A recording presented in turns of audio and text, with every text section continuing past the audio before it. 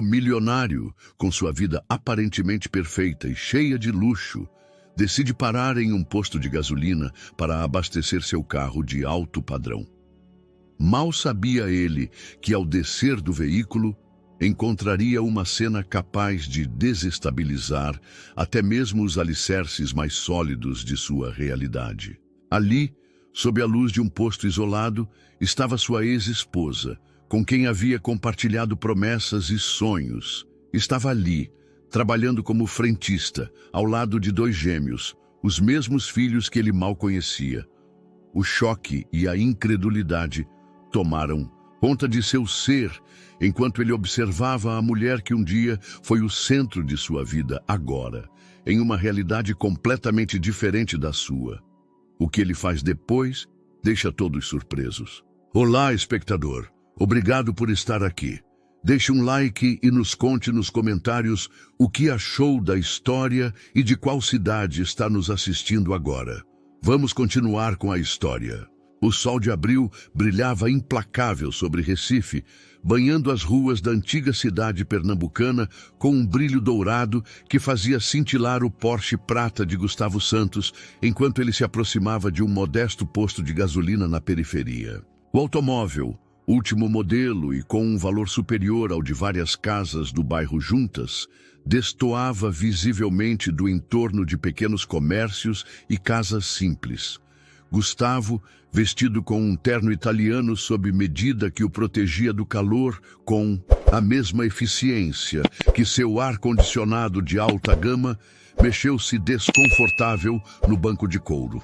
Ele não costumava frequentar essa zona da cidade, mas uma reunião com potenciais investidores o havia levado mais longe de suas rotas habituais e o indicador de combustível piscava insistentemente em vermelho.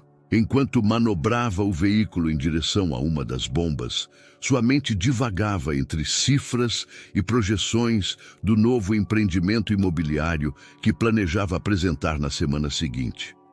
Aos seus 42 anos, Gustavo havia construído um império do zero, transformando a pequena empresa de construção herdada de seu pai em uma das maiores incorporadoras imobiliárias do país. No entanto, o menino que um dia viveu em uma casa de madeira nas redondezas da cidade ainda sussurrava em seu interior, impulsionando-o a demonstrar constantemente seu valor.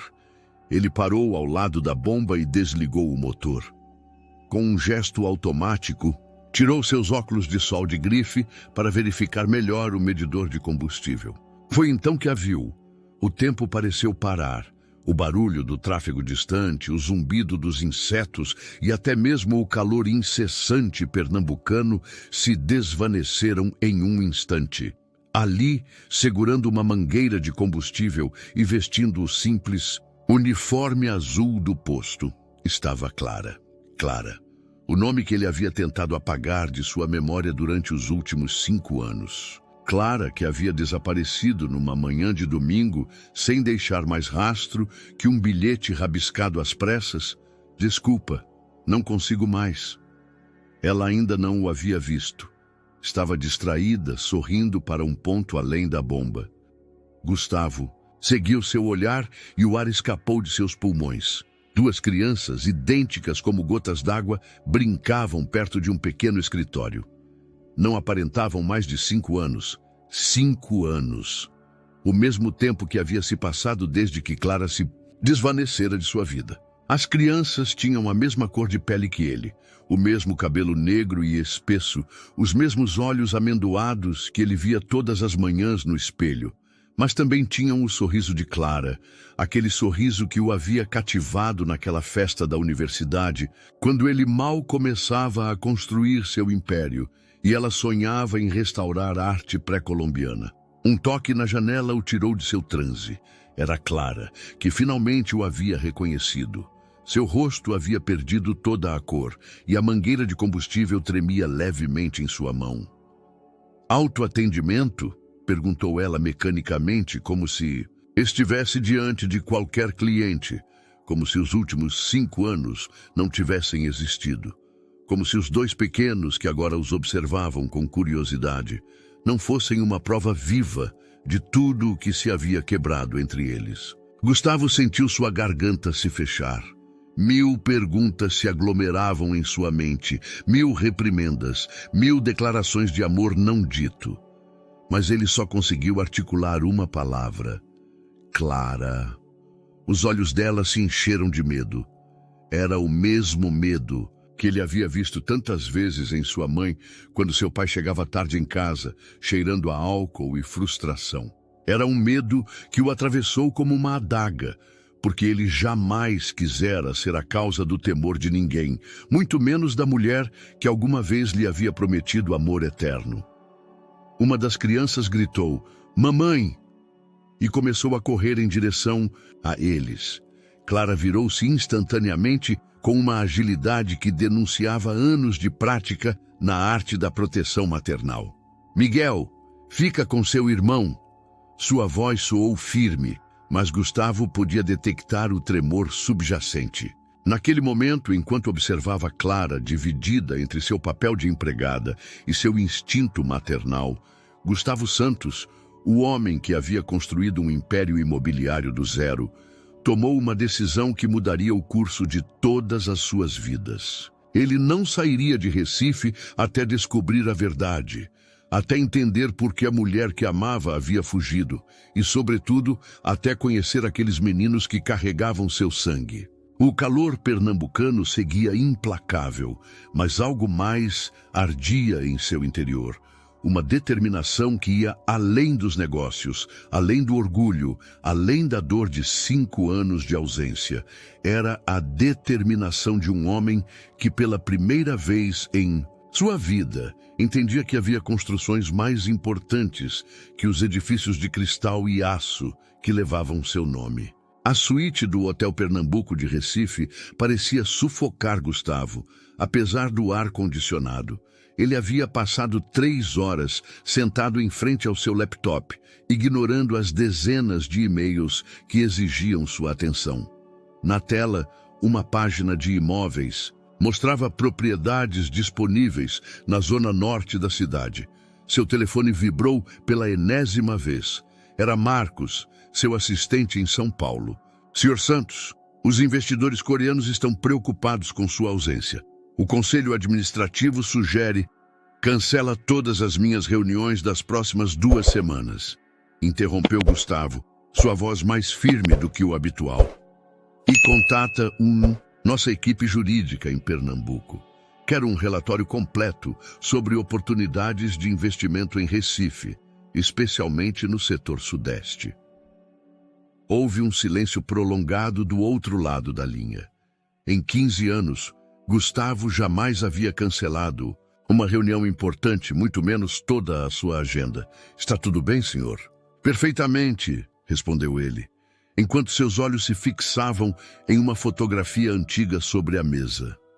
Ele a havia recuperado de uma caixa em seu apartamento na noite anterior, depois de 5 anos guardada.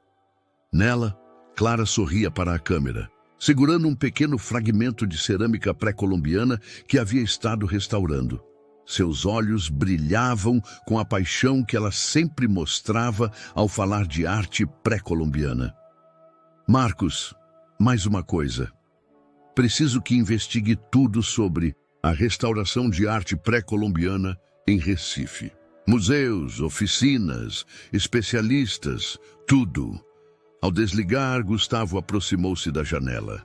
Do 15º andar, a cidade se estendia diante dele como um tabuleiro de xadrez, as antigas casas coloniais se misturando com edifícios modernos. Em algum lugar daquele labirinto urbano, Clara estaria preparando o jantar para 2 crianças que poderiam ser suas. A lembrança da manhã seguia fresca em sua memória. Depois do choque inicial, eles mal haviam trocado palavras. Ele havia pago a gasolina e ela havia mantido sua distância profissional, como se fossem completos estranhos. Mas suas mãos tremiam ao lhe entregar o troco, e seus olhos diziam mais que 1000 palavras. Ele se afastou da janela e começou a caminhar pela suíte, seus passos ressoando sobre o piso de mármore. Em sua mente, fragmentos de sua vida juntos se misturavam com as imagens daquela manhã. Clara sempre havia sido diferente das mulheres que frequentavam seu círculo social. Enquanto elas competiam por atenção em eventos de caridade com vestidos de grife, Clara podia passar horas absorta restaurando uma peça de cerâmica alheia ao mundo exterior. Como ele não havia visto isso chegando, os sinais estavam lá. Seu crescente desconforto nos jantares de negócios, sua resistência em se mudar para um apartamento maior, sua insistência em manter seu trabalho no museu, apesar de que ele ganhava mais do que suficiente para ambos. Uma batida na porta interrompeu seus pensamentos. Era o serviço de quarto com o jantar que ele havia esquecido de pedir. Enquanto o garçom dispunha os pratos sobre a mesa, Gustavo notou seu sotaque local, marcadamente pernambucano. "Você conhece a região de Boa Viagem?" perguntou ele impulsivamente. O garçom, um homem mais velho de pele morena e olhos amáveis, assentiu. "Claro, senhor. É um bairro tradicional, muito tranquilo.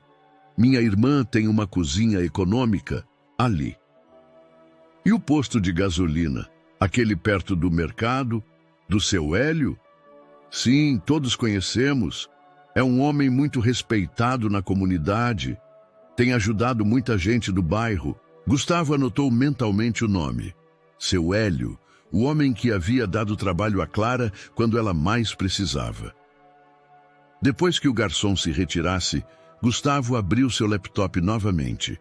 Desta vez, ele não buscou propriedades de luxo, mas informações sobre Boa Viagem. Era um bairro tradicional, principalmente habitado por famílias de origem nordestina que viviam ali há gerações. O tipo de zona que seus assessores imobiliários normalmente ignoravam por seu baixo potencial de desenvolvimento. Seu telefone vibrou de novo. Era uma mensagem de sua mãe. "Filho, é verdade que você cancelou a reunião com os coreanos? Seu pai ficaria muito decepcionado." Gustavo sentiu uma pontada de culpa, rapidamente substituída por determinação. Seu pai, que havia construído a empresa do zero, sempre havia colocado os negócios acima de tudo, até mesmo de sua família. Talvez esse tivesse sido seu erro também, e o custo havia sido muito alto. Ele se aproximou novamente da janela. O sol se punha sobre Recife, tingindo o céu de laranja e rosa. Em algum lugar da cidade, duas crianças estariam se preparando para dormir, alheias ao turbilhão de emoções que sua existência havia desencadeado no homem que poderia ser seu pai. Ele pegou seu telefone e discou um número. "Patrícia, preciso que prepare os documentos para uma estadia prolongada em Recife. E procure uma casa para alugar no bairro de Boa Viagem. Algo modesto, que não chame atenção." "Modesto?" A surpresa na voz de sua corretora de imóveis era evidente. "Mas, senhor Santos, temos excelentes propriedades disponíveis no norte." "Em Boa Viagem", insistiu ele. "E Patrícia, que ninguém saiba que sou eu quem vai ocupar." E ao desligar, Gustavo se permitiu um pequeno sorriso. Pela primeira vez em anos, ele estava tomando uma decisão que não tinha nada a ver com o balanço final ou o valor das ações. Era uma decisão do coração, e embora fosse contra tudo o que ele havia construído nos últimos anos, ele se sentia estranhamente certo. Sobre seu laptop, a fotografia de Clara continuava o olhando. Ao fundo da imagem podia-se ver um calendário maia, seus intrincados símbolos lembrando-o de que o tempo nem sempre avança em linha reta. Às vezes, o destino nos faz dar voltas para nos levar exatamente onde precisamos estar. A casa em Boa Viagem era exatamente o oposto de tudo o que Gustavo havia conhecido na última década. As paredes, pintadas de um amarelo desbotado, mostravam manchas de umidade nos cantos. O piso de cimento, embora limpo, apresentava rachaduras que desenhavam padrões irregulares. E, no entanto, havia algo na luz que entrava pelas antigas janelas que lhe lembrava sua infância, aos domingos na casa de sua avó. "Como lhe disse pelo telefone, senhor..." Gonçalves, certo?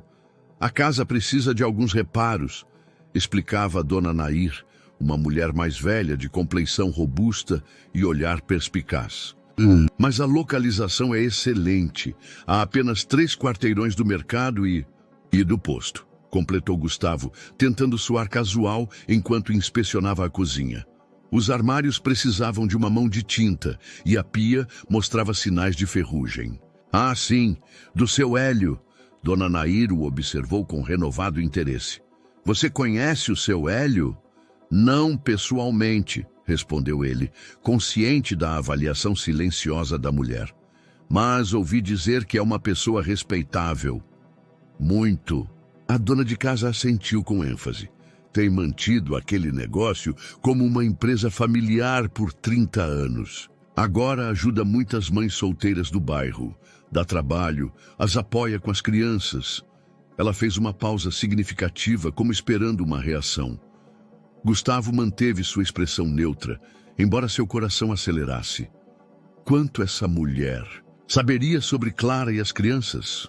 Eu alugo, declarou ele, tirando o maço de notas que havia preparado. Por 6 meses, como combinamos. Dona Nair contou o dinheiro com cuidado, seus olhos semicerrados atrás de seus grossos óculos. E disse que mora sozinho, Sr. Gonçalves. Assim é. Sou consultor independente, trabalho principalmente em casa. A mentira saiu com naturalidade. Durante anos, Gustavo havia navegado negociações multimilionárias com a mesma facilidade com que outros discutiam o tempo. Mas algo no olhar de Dona Nair lhe dizia que ela não estava completamente convencida. O bairro é muito tranquilo, continuou ela enquanto lhe entregava as chaves. Todos nos conhecemos, cuidamos uns dos outros. Se precisar de algo, moro na Casa Azul da esquina. A mensagem subliminar era clara. Também estaremos de olho em você. Depois que Dona Nair se retirasse, Gustavo percorreu novamente a casa. 2 quartos, um banheiro, sala-cozinha e uma pequena cozinha. No quintal, um flamboyante estendia seus galhos sobre um banco de concreto. A árvore estava em plena floração, cobrindo o chão com um tapete de pétalas vermelhas. Ele se sentou no banco e tirou seu telefone. 20 chamadas perdidas e mais de 50 mensagens não lidas. Seu império corporativo demandava atenção, mas pela primeira vez em sua vida, os números e contratos pareciam insignificantes. Um som de risos infantis chegou da rua. Ele se levantou instintivamente, mas se conteve antes de se aproximar da cerca. Não eram eles, não podiam ser eles. De acordo com a investigação preliminar que ele havia ordenado, Clara morava no outro extremo do bairro, perto da igreja de Nossa Senhora da Boa Viagem. O som de um motor familiar o fez se tensar. Era o caminhão de entrega de combustível do posto passando em frente à sua casa. Ao volante ia um homem mais velho, de rosto curtido pelo sol e bigode espesso e grisalho. Seu Hélio, supôs. O homem que sabia mais sobre a vida atual de Clara do que ele mesmo. Naquela noite, enquanto desembalava as poucas pertences que havia trazido consigo, Gustavo encontrou a velha foto de Clara entre suas roupas. Ele a colocou sobre a mesa de cabeceira, ao lado de seu laptop de última geração. O contraste era quase poético. Seu passado e seu presente, unidos naquela casa modesta, em um bairro que ele nunca teria considerado visitar alguns dias atrás. O som dos sinos da igreja o acordou cedo na manhã seguinte. Ele se vestiu com cuidado, especial, escolhendo uma camisa simples e calças casuais em vez de seu habitual terno de grife. No espelho, um rosto diferente o devolvia o olhar. Sem o Rolex, sem a gravata de seda, sem as abotoaduras de ouro, ele parecia mais próximo do jovem que conhecera Clara na universidade. Ele saiu para a rua exatamente quando o sol começava a esquentar as calçadas. O bairro despertava lentamente. Vendedores preparando suas barracas no mercado, velhas varrendo suas entradas, crianças em uniformes escolares caminhando com suas mães. Seus passos o levaram inevitavelmente em direção ao posto de gasolina. Àquela hora, Clara deveria estar começando seu turno. Ele não tinha um plano concreto, não havia preparado um discurso nem ensaiado perguntas. Pela primeira vez em sua vida profissional, Gustavo Santos estava improvisando. O posto de gasolina apareceu na esquina, suas bombas de combustível brilhando, sob o sol matutino. E lá estava ela, verificando os medidores com a mesma concentração com que costumava examinar peças arqueológicas. As crianças não estavam à vista. Antes que ele pudesse decidir se aproximava ou não, uma voz grave o surpreendeu. Procurava algo em particular, senhor? Seu Hélio havia aparecido ao seu lado sem que ele percebesse. De perto, seus olhos escuros mostravam uma inteligência aguda e uma determinação que Gustavo reconheceu imediatamente. Era o olhar de alguém disposto a proteger o que era seu a qualquer custo. "Bom dia", respondeu Gustavo, mantendo a calma. "Só queria abastecer." Sem carro, seu Hélio apontou para suas mãos vazias. "As bombas de autoatendimento são do outro lado. Esta área é só para funcionários." A mensagem era clara. Aquele era o seu território. E Gustavo não era bem-vindo. Naquele momento, Clara levantou o olhar e os viu. Por um instante, seus olhares se encontraram. Gustavo pôde ver o medo inicial em seus olhos sendo substituído por algo mais. Resignação? Esperança? Uma mistura de ambas. Seu Hélio seguiu a direção de seu olhar e sua expressão endureceu. "Senhor, sugiro que..." "Seu Hélio..." Uma voz feminina interrompeu o momento. Uma mulher mais velha, envolvida em um tradicional chale, se aproximava mancando. "O medidor da minha casa está falhando de novo." A distração foi suficiente para que Gustavo se retirasse discretamente. Enquanto caminhava de volta para sua casa temporária, ele podia sentir os olhos de Clara o seguindo. Ele não havia conseguido falar com ela, mas algo havia mudado. A mensagem estava clara.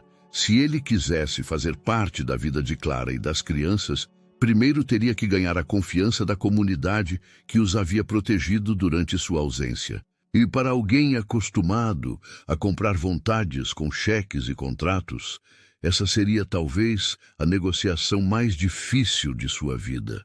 O mercado de Boa Viagem fervilhava de atividade sob o sol da manhã. Gustavo caminhava entre as barracas, observando a dança cotidiana de vendedores e compradores, tão diferente dos shoppings de luxo que ele costumava frequentar. O aroma de especiarias locais, frutas tropicais e tapiocas recém-feitas se misturava no ar quente. Uma semana havia se passado desde sua chegada ao bairro, e embora mantivesse sua distância do posto de gasolina, ele havia começado a estabelecer uma rotina.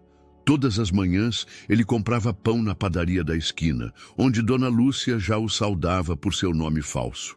Depois, trabalhava em seu laptop na pequena sala de jantar de sua casa alugada, alternando entre videoconferências com seus executivos e longas pausas olhando pela janela para a rua. "Procurava algo em particular, Sr. Gonçalves?" A voz o assustou. Era uma mulher mais velha, de cabelos grisalhos presos em um coque apertado e olhos penetrantes que lhe pareceram inquietantemente familiares. Estava sentada atrás de uma banca, de ervas medicinais e amuletos tradicionais. "Só estava olhando", respondeu ele, percebendo a semelhança. A mulher tinha os mesmos olhos de Clara. "Sou Teresa Aguiar", disse ela, confirmando suas suspeitas. A mãe de Clara, a mulher que, segundo os rumores do bairro, havia criado sozinha 3 filhos depois que seu marido os abandonara. "E você é o novo inquilino da Nair?" Não era uma pergunta. Gustavo assentiu, mantendo sua expressão neutra enquanto sua mente trabalhava a toda velocidade. Ele não esperava encontrar sua ex-sogra tão cedo, e menos nessas circunstâncias. "As notícias voam em Boa Viagem", continuou ela, seus dedos trabalhando mecanicamente em uma coroa de flores enquanto o estudava. especialmente quando um estranho aluga uma casa pagando 6 meses adiantados. Gosto da tranquilidade do bairro, respondeu ele, sustentando seu olhar. Só a tranquilidade? Teresa largou as flores e inclinou-se para a frente. Ou talvez lhe interessem outras coisas. O posto do seu Hélio, por exemplo. O coração de Gustavo deu um salto. Ela o havia reconhecido? Clara lhe contara sobre seu encontro. Eu vi como você olha para minha filha, continuou Teresa, sua voz baixando até se tornar um sussurro tenso. A forma como passa casualmente pelo posto todas as manhãs. Não sei quem você é realmente, Sr. Gonçalves, mas lhe advirto, Clara já sofreu o suficiente. Gustavo sentiu que o ar ficava mais denso. Ali estava ele, diante da mulher que possivelmente conhecia todas as respostas que ele buscava. Por que Clara havia fugido? Por que havia ocultado sua gravidez? Dona Teresa, começou ele, escolhendo cuidadosamente suas palavras. Vovó! Uma voz infantil cortou a tensão do momento. Um dos gêmeos apareceu correndo entre as barracas, seguido de perto por seu irmão. Eles pararam bruscamente ao ver Gustavo. Teresa se levantou com uma agilidade surpreendente para sua idade, colocando-se protetoramente diante das crianças. Miguel, Daniel, onde está sua mãe? Estou aqui, mãe. Clara emergiu da multidão e por um momento o mundo pareceu parar. Ela vestia roupas casuais em vez do uniforme do posto de gasolina. E seu cabelo, agora solto, movia-se suavemente com a brisa vespertina. As crianças, alheias à tensão que eletrizava o ar, correram para a banca. Vovó, olha o que fizemos na escola! Um deles, Miguel, segurava um desenho colorido. Gustavo não pôde deixar de notar que o desenho mostrava uma família. Uma mãe, 2 crianças e uma figura mais velha que ele supôs ser Teresa. Não havia pai na imagem. Clara moveu-se instintivamente em direção aos filhos, mas seus olhos nunca deixaram os de Gustavo. Havia algo diferente em seu olhar agora, algo que não havia estado presente em seu encontro no posto de gasolina. Resignação, reconhecimento. Sr. Gonçalves, disse Clara, pronunciando o sobrenome falso com uma mistura de ironia e desafio. Não esperava vê-lo aqui. Clara, começou ele, mas ela levantou uma mão para detê-lo. Não aqui, sussurrou, ela olhando significativamente para as crianças, que agora examinavam as ervas medicinais com curiosidade infantil. Não assim. Teresa observava a troca de olhares com olhos semicerrados, suas mãos apertando inconscientemente a coroa de flores até quase destruí-la.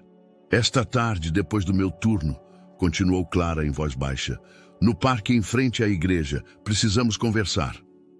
Antes que Gustavo pudesse responder, ela já estava reunindo as crianças. Vamos, está na hora de ir para casa. Despeçam-se da vovó.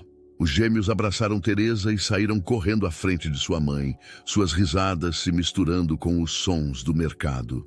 Clara o seguiu sem olhar para trás, mas sua postura rígida denunciava sua consciência do olhar de Gustavo. Não sei o que você pretende, disse Teresa assim que ficaram sozinhos, mas se machucar minha filha ou meus netos de novo... De novo? Gustavo se virou para ela, mas Teresa já havia retornado a seu trabalho com as flores, o ignorando deliberadamente. Enquanto se afastava do mercado, Gustavo sentia que acabara de presenciar uma peça de teatro onde todos conheciam suas falas, exceto ele. O que Teresa quisera dizer com "de novo"? Que versão da história Clara contara à sua mãe? O sol do meio-dia caía implacável sobre as ruas de Boa Viagem, mas Gustavo mal o notava. Sua mente estava fixa no encontro da tarde. Depois de 5 anos de perguntas sem resposta, ele finalmente teria sua oportunidade de descobrir a verdade. E enquanto retornava para sua casa temporária, ele não conseguia deixar de pensar no desenho de Miguel. Uma família incompleta, Um espaço vazio onde deveria estar o pai. Um vazio que talvez ele estivesse destinado a preencher. O parque em frente à igreja de Nossa Senhora da Boa Viagem era um espaço modesto, mas bem cuidado, com bancos de ferro forjado distribuídos, sob a sombra de árvores antigas. Gustavo chegou meia hora antes do horário de fechamento do posto de gasolina, incapaz de conter sua ansiedade. Ele se sentou em um banco que oferecia uma vista clara da igreja colonial, cuja fachada amarela brilhava com os últimos raios de sol. Enquanto esperava, observou as famílias que desfrutavam da tarde. Crianças se perseguindo ao redor do quiosque central, mães conversando enquanto vigiavam seus pequenos, idosos, jogando dominó em mesas improvisadas. Era um mundo completamente diferente do seu, onde as reuniões sociais ocorriam em restaurantes de luxo e clubes exclusivos. O som de passos sobre a cascalha o alertou da presença de Clara. Ela havia trocado o uniforme do posto de gasolina por um vestido simples de algodão e seu cabelo, agora solto, movia-se suavemente com a brisa vespertina. "As crianças estão com minha irmã", disse ela como cumprimento, sentando-se na extremidade oposta do banco. "Temos 1 hora." Gustavo assentiu, notando as olheiras sob seus olhos e a tensão em seus ombros. Quantas noites ela teria passado? Em claro desde seu reencontro? Por que, Clara? A pergunta que ele havia guardado por 5 anos saiu em um sussurro rouco. "Por que você foi embora assim?" Ela fechou os olhos por um momento, como se reunisse forças. "Porque eu estava grávida e estava com medo." "Medo? De mim?" "Não. Sim, é complicado." Clara esfregou as têmporas. "Você se lembra da última conversa que tivemos antes de eu ir embora?" Gustavo franziu a testa, tentando se lembrar. "Foi sobre a proposta de nos mudarmos para Singapura por causa do projeto do resort." "Exato. Você estava tão animado com aquela oportunidade. Será o projeto que nos colocará no mapa mundial, você disse. Você falava de viagens constantes, de viver em hotéis por pelo menos 2 anos. Sua voz se quebrou levemente. "E naquela mesma manhã, eu havia confirmado minha gravidez. Mas você poderia ter me dito, para quê? Para que você tivesse que escolher entre sua grande oportunidade e uma família? Eu já te vi fazer essa escolha antes, Gustavo. Com sua mãe quando ela ficou doente, com sua irmã quando ela precisou de ajuda com a faculdade." As palavras atingiram Gustavo como tapas. Era verdade. Ele sempre havia colocado o negócio em primeiro lugar, convencido de que o sucesso financeiro era a única forma de proteger seus entes queridos. "Minha mãe", Clara continuou, sua voz mais suave agora, "ela me convenceu de que era melhor eu ir embora. Ela me disse que te conhecia bem, que você era igual ao meu pai. Um homem para quem o trabalho sempre seria o mais importante." "Teresa nunca me aprovou", murmurou Gustavo, lembrando os olhares frios de sua ex-sogra nas poucas vezes que haviam se encontrado. "Não, nunca. E ela usou sua própria dor, sua própria experiência para alimentar meus medos." Clara se virou para olhá-lo diretamente. "Mas essa é apenas parte da história. A verdade é que eu também tive culpa. Eu estava assustada, hormonal, e em vez de confiar em você, em nós, eu escolhi fugir." Um grupo de crianças passou correndo perto deles, suas risadas contrastando com a gravidade do momento. "São gêmeos", disse Gustavo depois de um momento. "Miguel e Daniel", Clara assentiu. "Miguel é o mais velho por 10 minutos, é o mais extrovertido como você. Daniel é mais calmo, adora desenhar. São..." A pergunta ficou suspensa no ar. "Seus?" Clara esboçou um sorriso triste. "Fisicamente, eles são idênticos a você quando era criança. Eles têm seu sorriso, sua determinação. Mas há algo que você precisa saber." Gustavo sentiu seu coração parar. Depois que eu fui embora, eu fiquei brevemente com outra pessoa. Foi algo de uma noite, uma tentativa desesperada de me convencer de que eu havia tomado a decisão certa ao te deixar. Seus olhos se encheram de lágrimas. Nunca fiz o teste de paternidade. Não me atrevei. O mundo pareceu parar por um instante. Em sua mente, Gustavo viu os rostos das crianças procurando sinais, diferenças, algo que confirmasse ou desmentisse essa nova informação. Não importa, disse ele finalmente, se surpreendendo com a firmeza de sua voz. O quê? Não. Importa se são meus biologicamente ou não. São seus filhos, e isso é suficiente para que me importem. Clara o olhou com uma mistura de surpresa e algo mais. Algo que se parecia perigosamente com esperança. Você mudou, observou ela. 5 anos é muito tempo, respondeu ele. E te encontrar aqui, ver as crianças, me fez perceber muitas coisas. Os sinos da igreja tocaram, marcando a hora. Clara levantou-se apressadamente. Tenho que ir buscar as crianças, disse ela. Mas há mais coisas que você precisa saber. Sobre por que eu escolhi Recife, sobre meu trabalho. No museu? Amanhã? Sugeriu ele. Mesmo lugar, mesma hora? Clara hesitou por um momento antes de assentir. Amanhã, e Gustavo, obrigado por não me odiar. Nunca poderia, respondeu ele suavemente. Apesar de tudo, nunca pude. Ele a viu se afastar, sua figura se destacando contra o céu que começava a mostrar as primeiras estrelas. No quiosque, um casal de idosos dançava ao som de uma música distante, seus movimentos lentos, mas seguros, como se tivessem passado toda uma vida aprendendo o ritmo um do outro. Heitor ficou sentado por longo tempo depois que Yara saiu, processando tudo o que havia escutado. A possibilidade de os gêmeos não serem seus filhos biológicos deveria tê-lo devastado, mas em vez disso, sentia uma estranha paz. Pela primeira vez em sua vida, entendia que há coisas mais importantes que sangue ou legado: o amor, a confiança, a capacidade de perdoar.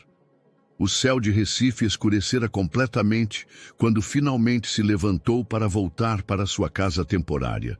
No bolso, seu celular vibrava incessantemente com mensagens e e-mails não lidos, mas, pela primeira vez em sua vida profissional, o império que havia construído podia esperar. Tinha assuntos mais importantes para resolver, uma família para reconstruir, confiança para recuperar e 2 pequenos que, independente do seu DNA, já haviam capturado seu coração. Na manhã seguinte ao encontro com Yara, Heitor acordou antes do amanhecer.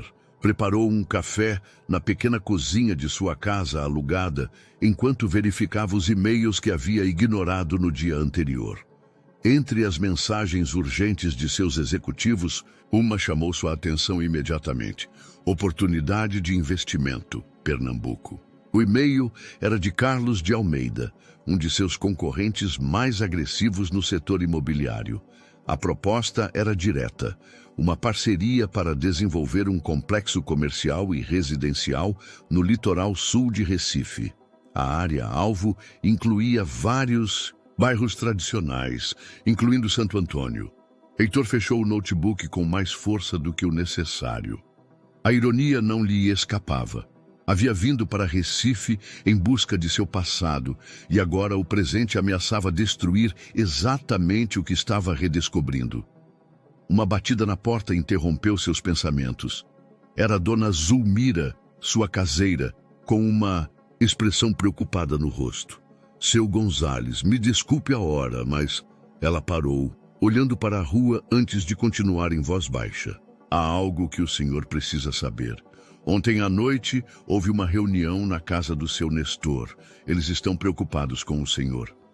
Comigo? Eles fizeram perguntas. Seu Nestor tem um sobrinho que trabalha com imóveis em São Paulo. Diz que nunca ouviu falar de um consultor chamado Antônio Gonzales.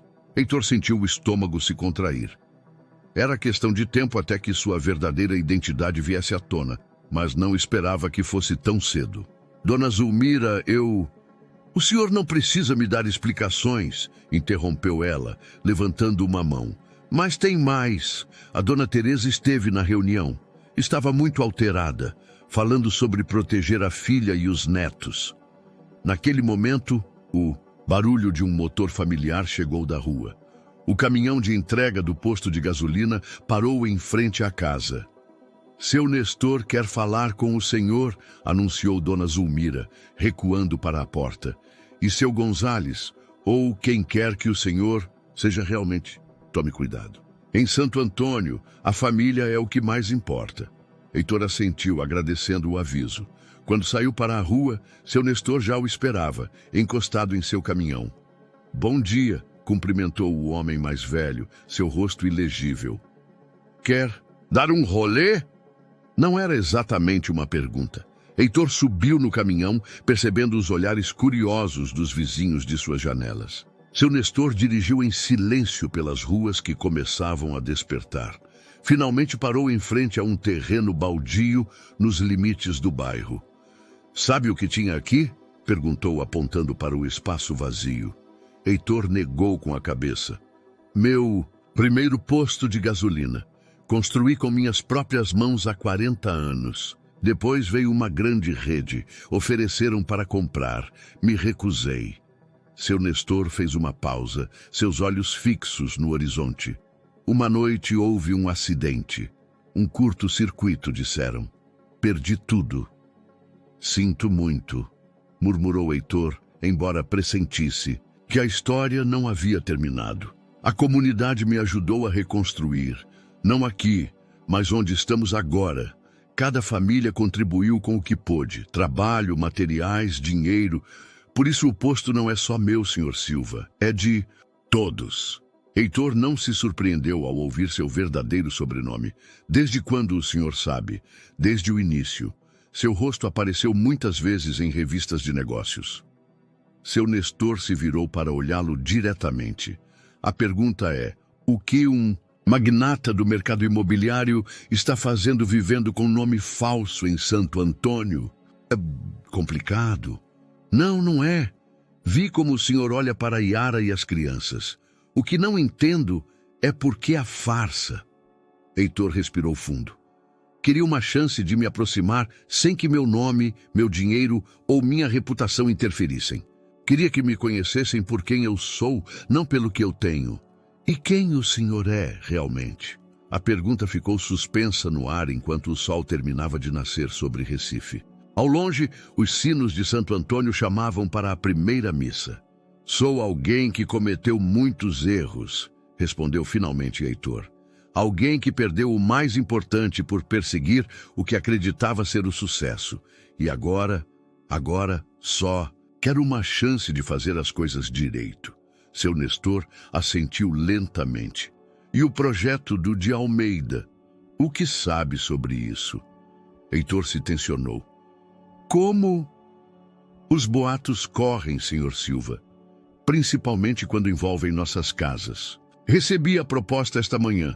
Não respondi. Mas seu sócio vai responder, não é? É um bom negócio. Comprar barato, construir alto, vender caro. É o que vocês fazem. Não.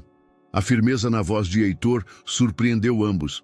Não vou participar de nada que ameace esta comunidade. Seu Nestor o estudou por um longo momento. Bonitas palavras, mas aqui em Santo Antônio as palavras valem menos que as ações. Yara confiou no Senhor uma vez, e veja como terminou. Desta vez será diferente. Espero que sim, pelo seu bem. Seu Nestor ligou o motor, porque se machucar Yara ou aquelas crianças de novo, não haverá lugar em Recife onde possa se esconder. Enquanto voltavam para o bairro, Heitor notou que as ruas haviam ganhado vida. Vendedores preparando seus postos, crianças correndo para a escola, mulheres varrendo suas calçadas e, entre elas, Yara, andando com os gêmeos de mãos dadas. Seu Nestor parou o caminhão. Uma última coisa, Sr. Silva. A mentira tem pernas curtas. Se realmente quer uma chance, comece dizendo a verdade para todos. Heitor desceu do veículo, seus olhos seguindo Yara e as crianças, até que desapareceram na esquina. Seu Nestor tinha razão. Era hora de parar de se esconder. Mas enquanto caminhava de volta para sua casa temporária, não conseguia evitar. Se perguntasse a verdade, em vez de abrir portas, terminaria fechando-as definitivamente. A notícia se espalhou por Santo Antônio, como rastilho de pólvora. Ao meio-dia, todo o bairro sabia que o modesto consultor Antônio Gonzales era, na verdade, Heitor Silva, o magnata do mercado imobiliário. Os sussurros o seguiam enquanto caminhava pelas ruas.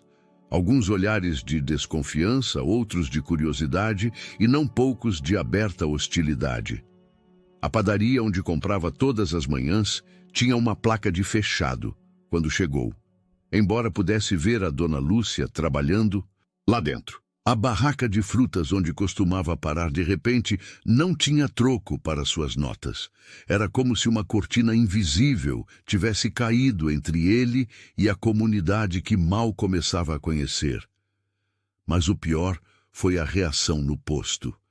Yara não apareceu para trabalhar naquele dia e os outros funcionários informaram secamente que ela estava indisposta.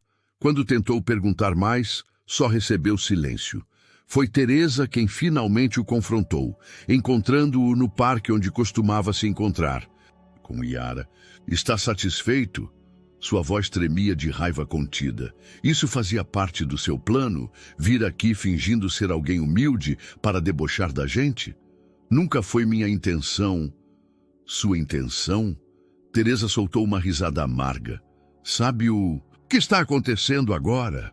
Os especuladores já estão rondando o bairro. 3 famílias receberam propostas pelas casas esta manhã. Coincidência? Heitor sentiu o chão se mover sob seus pés. O projeto do de Almeida, eu não tenho nada a ver com isso. Não. E por que deveríamos acreditar? Por que Yara deveria acreditar? A menção de Yara o fez se endireitar. Onde ela está? Preciso explicar.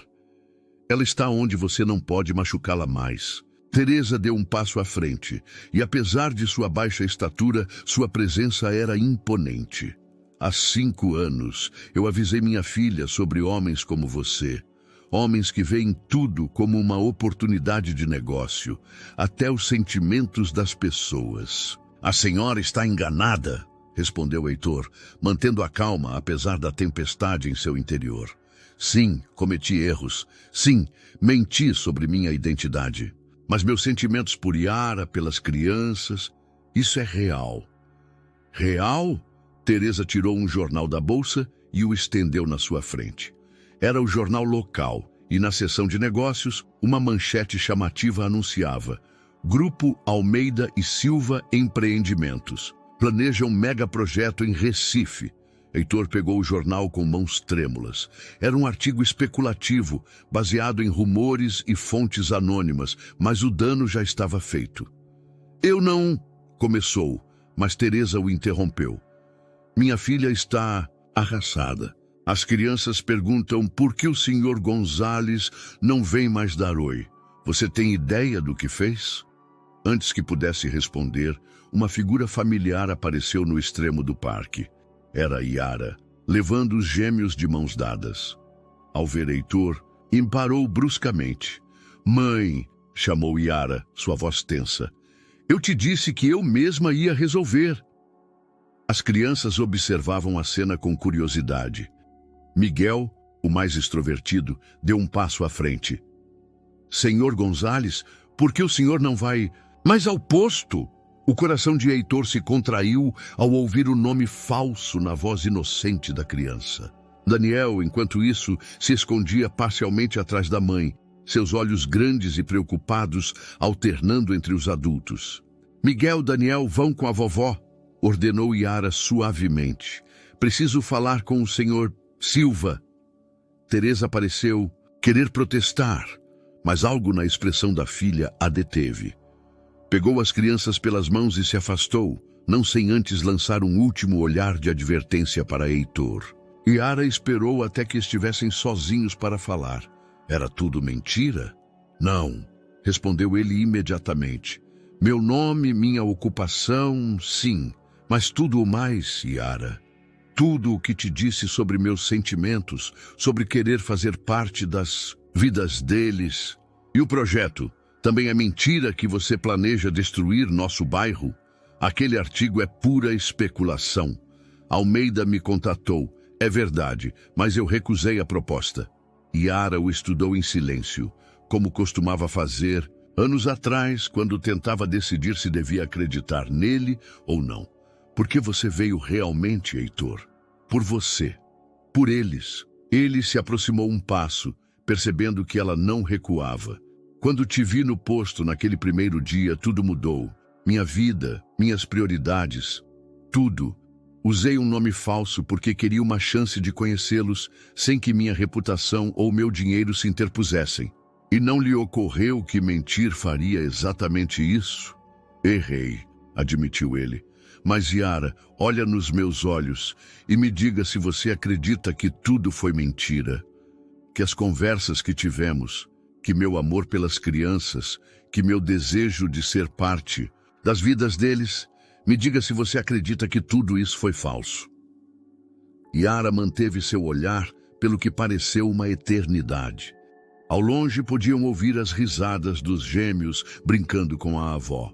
Não, disse finalmente, não acredito que tudo foi mentira. E é isso que torna mais difícil. Ela passou uma mão pelo cabelo, um gesto que Heitor lembrava de seus dias, juntos. Porque agora tenho que decidir se posso confiar em você de novo, não só por mim, mas por eles. Me deixe te provar que pode, pediu ele. Não mais mentiras, não mais segredos. Vou te mostrar quem eu sou realmente, e isso não tem nada a ver com meu sobrenome ou minha conta bancária. Yara assentiu lentamente. Você vai ter que provar muito mais do que isso, Heitor. Não só para mim, mas para toda a comunidade que você enganou. Vou fazer, prometeu ele. Vou começar agora mesmo. E enquanto o sol começava a se pôr sobre Santo Antônio, Heitor entendeu que o verdadeiro trabalho mal começava. Não se tratava apenas de recuperar o amor de Yara ou de conquistar o coração das crianças. Se tratava de mostrar, com ações mais do que com palavras, que o homem por trás do nome falso era mais real do que o empresário cuja foto aparecia nos jornais. A sala de reuniões do Hotel Transamérica de Recife estava lotada. Seu Nestor ocupava um lugar de destaque na mesa, ao lado de outros líderes comunitários de Santo Antônio. Teresa Coyoc sentava-se em um canto, seus olhos nunca deixando de observar Heitor. Yara havia decidido não comparecer, uma ausência que pesava no ambiente. Como podem ver nestes documentos, Heitor apontou para as pastas distribuídas em frente a cada assistente. Recusei formalmente a proposta do Grupo Almeida. Além disso, registrei uma declaração legal, me comprometendo a não participar de nenhum desenvolvimento imobiliário em Santo Antônio sem a aprovação expressa da comunidade. Um murmúrio percorreu a sala. Seu Nestor folheou os documentos com atenção profissional. Palavras bonitas em papel caro, comentou Teresa de seu canto. E o Almeida? Acha que ele vai parar só porque o senhor disse que não? Não, respondeu Heitor com honestidade. Na verdade, provavelmente, intensificará seus esforços. Por isso, preciso da ajuda de vocês. Tirou outro conjunto de documentos de sua maleta. Este é o rascunho de uma proposta para declarar Santo Antônio como zona de patrimônio cultural protegido. Minha equipe jurídica vem trabalhando nisso na última semana. Seu Nestor levantou uma sobrancelha. Patrimônio cultural? O bairro tem mais de 100 anos de história. As técnicas tradicionais de construção ainda são usadas em muitas casas. O próprio posto de gasolina, Heitor acenou para seu Nestor, é um dos primeiros exemplos de empresa familiar comunitária em Recife. E por que o senhor faria isso? Perguntou Dona Zulmira, que até então havia permanecido em silêncio. O que o senhor ganha? Heitor respirou fundo antes de responder. Há uma semana, meu filho, um dos gêmeos, me perguntou onde eu morava quando era criança. Não pude responder porque sempre me envergonhei de minhas origens humildes. Mas estar aqui em Santo Antônio me fez lembrar que não há vergonha em vir de um bairro trabalhador. A verdadeira vergonha está em esquecer de onde se vem. O silêncio que se seguiu às suas palavras foi interrompido pelo som da porta se abrindo. Yara entrou silenciosamente e se encostou na parede do fundo, sua expressão ilegível. A designação como patrimônio cultural não só protegerá o bairro de empreendimentos indesejados, continuou Heitor. Também abrirá caminho para fundos governamentais para melhorias de infraestrutura e programas culturais. E sua reputação? Perguntou Teresa. O grande empreendedor imobiliário que agora protege bairros pobres. Isso não vai afetar seus negócios? Provavelmente, admitiu ele. Mas aprendi que há coisas mais importantes do que negócios. Seu Nestor inclinou-se para a frente. Como quais? Como a família, como a honra, como fazer o certo mesmo ao que custe. Heitor olhou diretamente para Yara enquanto falava. Como demonstrar com ações, não apenas com palavras, que as pessoas são mais importantes do que os lucros. Um novo murmúrio percorreu a sala, desta vez com um tom diferente. Seu Nestor trocou olhares com outros líderes comunitários. A proposta precisará de trabalho, disse finalmente. Teremos que envolver mais vizinhos, documentar a história do bairro, criar comitês. E precisaremos de garantias, interrompeu Teresa. Não apenas papéis legais, garantias reais. Vocês as terão, assegurou Heitor, todas que precisarem, e começarei agora mesmo.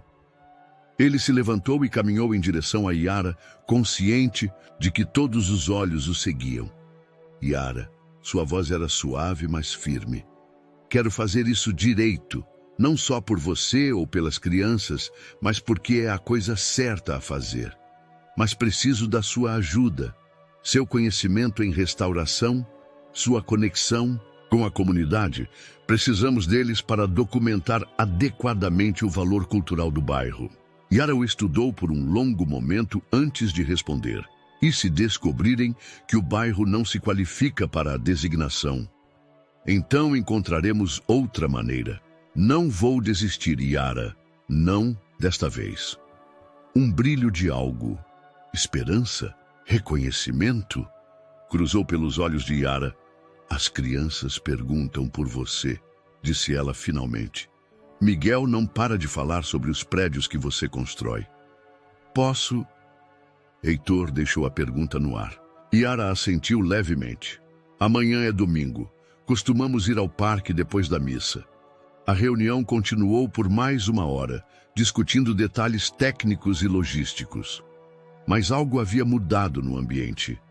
A hostilidade inicial havia se transformado em um cauteloso otimismo. Quando os participantes começaram a se retirar, seu Nestor se aproximou de Heitor. Sabe que isso não será fácil, não é? Almeida não vai desistir sem lutar. Sei. E a comunidade não vai confiar no Senhor da noite para o dia. Também sei. Seu Nestor assentiu, um pequeno sorriso se formando sob seu bigode grisalho. Mas talvez haja esperança para o senhor, afinal, senhor Silva. Enquanto recolhia seus documentos, Heitor percebeu que Yara havia se atrasado. Por que está realmente fazendo isso? Perguntou ela quando ficaram sozinhos. Porque finalmente entendi o que importa, respondeu ele. Não quero que meus filhos, sejam meus biologicamente ou não, cresçam pensando que o valor de um lugar ou de uma pessoa se mede em dinheiro. Quero que eles tenham orgulho de sua comunidade, de suas raízes e talvez, um dia, de mim. Ira não respondeu, mas antes de sair parou na porta. Não se atrase amanhã no parque. Miguel não gosta de esperar. E com essas palavras, Heitor sentiu que uma pequena racha se abria na parede que os separava. Era um começo, e por enquanto isso era o suficiente. O domingo amanheceu com uma clareza especial em Recife. Heitor chegou ao parque meia hora antes do combinado, seu coração batendo com uma mistura de expectativa e nervosismo que não sentia desde suas primeiras negociações importantes. Desta vez, porém, não se tratava de fechar um negócio milionário, mas de algo muito mais valioso. Conectar-se com duas crianças que poderiam ser seus filhos. Trazia sob o braço um livro grande sobre arquitetura colonial, cuidadosamente escolhido na noite anterior. Em sua outra mão, uma sacola continha materiais de desenho profissional para Daniel, cujo talento artístico Yara havia mencionado várias vezes. Os sinos da igreja de Santo Antônio repicaram, anunciando o fim da missa dominical. Pouco depois, Yara apareceu com os gêmeos, cada um segurando uma de suas mãos. As crianças vestiam camisas brancas idênticas e shorts, mas suas expressões não poderiam ser mais diferentes. Miguel praticamente arrastava a mãe em direção ao parque, enquanto Daniel andava mais devagar, observando tudo com olhos cautelosos. Senhor Gonzales. Miguel se corrigiu no meio do caminho, claramente confuso sobre como chamá-lo. Podem me chamar de Heitor, ofereceu ele, ajoelhando-se para ficar ao nível deles, ou como se sentirem mais à vontade. Daniel se escondeu parcialmente atrás da mãe, mas seus olhos se fixaram no livro com evidente curiosidade. É verdade que o senhor constrói prédios? Perguntou Miguel, direto como sempre. Sim, é verdade. Heitor abriu o livro, mostrando uma imagem de Olinda, mas nenhum tão impressionante quanto os que construíram os portugueses. Daniel se aproximou um pouco, atraído pelas fotografias. Como eles faziam para as pedras não caírem? Perguntou em voz baixa. Yara sentou-se em um banco próximo, mantendo uma distância que permitia supervisionar, mas também dar espaço para a interação. Essa é uma excelente pergunta, respondeu Heitor, estendendo o livro sobre a grama. Os portugueses tinham segredos especiais para construir. Vocês querem conhecer alguns? Os minutos seguintes se transformaram em uma aula improvisada de história da arquitetura. Miguel fazia perguntas constantes sobre o tamanho dos prédios e quantas pessoas eram necessárias para construí-los, enquanto Daniel absorvia cada detalhe sobre os métodos de construção, ocasionalmente fazendo perguntas surpreendentemente técnicas para sua idade. Querem tentar desenhar seu próprio templo colonial? Sugeriu Heitor, tirando os materiais de desenho. Os olhos de Daniel se iluminaram ao ver os lápis profissionais e o papel de qualidade. Miguel, embora menos interessado em desenhar, se contagiou com o entusiasmo do irmão. A mamãe diz que antes o senhor consertava coisas antigas, comentou Miguel enquanto coloria energicamente seu templo imaginário. Sua mãe era, uma restauradora muito talentosa, respondeu Heitor, olhando para Yara. Ela sabe muito mais do que eu sobre arte colonial. Por que ela foi embora? A pergunta inocente de Miguel caiu como uma bomba no ambiente relaxado que haviam construído. Yara se tensionou visivelmente em seu banco. Daniel parou de desenhar, seus olhos se movendo entre a mãe e Heitor. Porque às vezes os adultos cometem erros, respondeu Heitor depois de um momento. Eu cometi muitos. Estava tão ocupado construindo prédios que esqueci de construir as coisas mais importantes. Como quais? Perguntou Daniel, surpreendendo a todos com sua intervenção. Como a confiança, como o amor, como uma família. Heitor manteve sua voz suave, mas firme. Às vezes precisamos perder algo muito valioso para perceber o quão importante era. Miguel franziu a testa, processando a informação. Por isso, o senhor agora quer proteger nosso bairro? Para construir confiança? Heitor sentiu um nó se formar em sua garganta. A perspicácia da criança era surpreendente. Sim, admitiu. Mas também porque aprendi que há tesouros que não podem ser comprados nem vendidos, como a história de um lugar ou as memórias que as pessoas constroem nele. Como quando a dona Lúcia nos dá pão extra aos domingos, acrescentou Daniel. Ou quando seu Nestor deixa a gente ajudar a limpar os carros no posto. Exatamente, sorriu Heitor. Esses são os verdadeiros tesouros de Santo Antônio.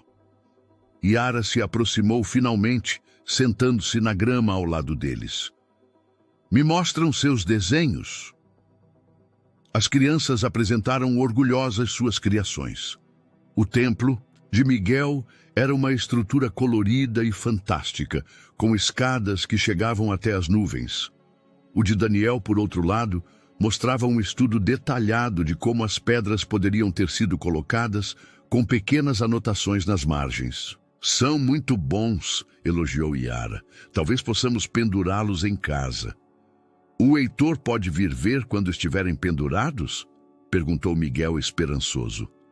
Yara e Heitor trocaram um olhar. Vamos ver, respondeu ela suavemente. Por enquanto, que tal ir comer um sorvete? Enquanto caminhavam em direção à sorveteria do bairro, Heitor notou que Daniel caminhava mais perto dele, ocasionalmente o olhando de soslaio, como se estivesse resolvendo um quebra-cabeça particularmente complexo. Sabe, disse a criança finalmente, em voz tão baixa que só Heitor pôde ouvi-la. Seus olhos são como os meus quando estou triste. A observação, tão simples e profunda, atingiu Heitor com força. Antes que pudesse responder, Daniel se adiantou para alcançar o irmão, deixando-o com uma nova compreensão. Essas crianças não só poderiam ser seus filhos biológicos, elas já estavam lendo sua alma com uma clareza que nenhuma análise de DNA poderia igualar. A notícia chegou como um raio em céu azul. Heitor estava no meio de uma reunião com o Comitê de Moradores de Santo Antônio, discutindo os detalhes do pedido para a declaração de patrimônio cultural, quando Marcos, seu assistente, irrompeu na sala com o rosto pálido. Senhor Silva, ofegou segurando seu tablet, o senhor precisa ver isso. Na tela, um portal de notícias financeiras mostrava uma manchete arrasadora. Ex-funcionária da Silva Empreendimentos alega paternidade do CEO, exige teste de DNA e indenização milionária. A sala ficou em silêncio enquanto os presentes processavam a informação. Seu Nestor foi o primeiro a reagir, pedindo a todos que se retirassem, exceto Heitor. Explique, exigiu o homem mais velho quando ficaram sozinhos. Sandra Oliveira, murmurou Heitor, lembrando-se de sua antiga assistente de projetos. Ela pediu demissão há 6 meses, depois de uma discussão sobre promoções internas. E nada. Nunca tive um relacionamento com ela. Isso é uma chantagem. Tem certeza? Totalmente. Heitor passou uma mão pelo rosto. Mas o dano já está feito, não é? A dúvida está lançada. Seu Nestor assentiu gravemente. Yara já deve estar sabendo. As notícias voam em Santo Antônio, principalmente ad ruins. Como confirmando suas palavras, a porta se abriu e Yara entrou. Seu rosto mostrava uma calma que Heitor sabia ser perigosa. Quantas mais? Perguntou ela sem rodeios. Yara, isso é mentira. Quantas mais vão aparecer, Heitor? Quantas mulheres? Quantos possíveis filhos? Nenhuma, respondeu ele. Firmemente. Sandra está mentindo e posso provar. Como provou que queria proteger Santo Antônio? A voz de Yara tremia. Como provou que tinha mudado? Seu Nestor se levantou discretamente. Vou deixá-los a sós. Assim que a porta se fechou atrás dele, Yara se deixou cair em uma cadeira. As crianças te adoram, sabe? Miguel não para de falar sobre os prédios que você constrói. Daniel adicionou uma página no caderno dele só para desenhos de construções. Yara, não. Ela levantou uma mão para detê-lo. Preciso que entenda algo. Quando me afastei há 5 anos, não foi só por medo de que rejeitasse os bebês. Foi porque sabia que seu mundo, seu estilo de vida, eventualmente nos alcançaria. E agora está acontecendo. Isso é diferente, insistiu Heitor. Sandra está mentindo e posso provar, mas preciso que confie em mim. Confiar? Yara soltou uma risada amarga. Como confiamos em Antônio Gonzalez? O golpe atingiu o alvo. Heitor afundou-se em sua cadeira, sentindo o peso de suas decisões passadas. Tem razão, admitiu. Menti sobre minha identidade e isso foi imperdoável. Mas tudo mais, Yara. Meu amor por você, pelas crianças, meu compromisso com o santo. Antônio, tudo isso é real. E o teste de DNA que ela exige? Yara o olhou diretamente. Não acha irônico? Estamos aqui evitando falar sobre a paternidade dos gêmeos e aparece outra mulher exigindo exatamente isso. Vou fazer o teste, respondeu Heitor sem hesitar. Com Sandra, com os gêmeos, com quem for necessário. Não tenho nada a esconder. E se os resultados não forem os que espera? Já te disse antes, não importa. Miguel e Daniel são meus filhos em todos os sentidos que importam. Uma batida na porta os interrompeu. Era Marcos novamente. Senhor, a imprensa está lá fora e... Tem mais. O que mais? Perguntou. Heitor, embora temesse a resposta. Grupo Almeida acabou de divulgar um comunicado. Eles estão comprando ações da sua empresa. Parece uma tentativa de aquisição hostil. Yara se levantou abruptamente. Preciso voltar para as crianças. Yara, por favor. Não, Heitor. Preciso de tempo. Precisamos de tempo. Tudo isso... Ela gesticulou para o tablet, onde continuavam aparecendo notificações. É exatamente do que eu estava tentando proteger meus filhos. Deixe-me ajudar. Deixe-me provar. Você já provou o suficiente, interrompeu ela. Prove para si mesmo primeiro. Resolva isso. E quando fizer, quando seu mundo parar de ameaçar a paz dos meus filhos, então nós conversamos. Heitor a viu partir, impotente. Através das janelas, podia ouvir o barulho dos repórteres se reunindo lá fora. Seu celular não parava de vibrar com ligações de seus executivos, advogados e relações públicas. O que fazemos, senhor? Perguntou Marcos. Alberto se endireitou, uma determinação férrea substituindo o desespero em seu rosto. Chame meu advogado. Quero todas as informações sobre Sandra Pereira, desde seus registros profissionais até seus extratos bancários. E contate nossos investigadores. Preciso saber quem está realmente por trás disso. E o Grupo Almeida? Que tentem tomar a empresa, respondeu Alberto, um sorriso cruel no rosto. Mas primeiro terão que passar por cima de mim. E desta vez, não estou lutando só por dinheiro ou poder. Estou lutando pela minha família. Enquanto Marcelo saía para fazer as ligações, Alberto se aproximou da janela.